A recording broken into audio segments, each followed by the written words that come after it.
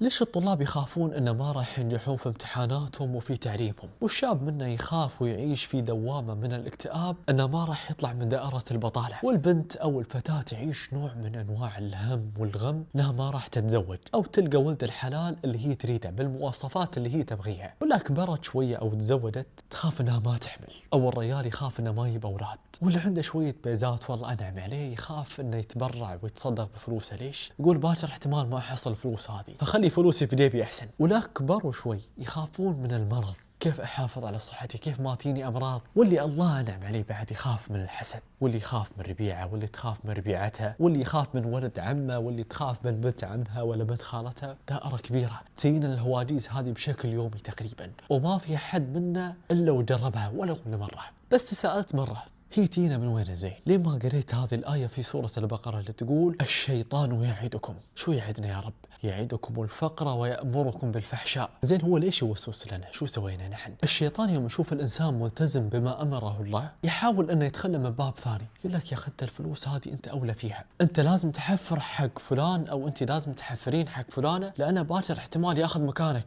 فتغدى فيه قبل ما يتعشى عليك. يوهمك مثل ما صار مع آدم عليه السلام، قال ألا أدلك على شجرة الخلد وملك لا يبلى؟ ما قال اعصي الله عز وجل. الشيطان ما بيدخلك بشكل مباشر فاحذر منه.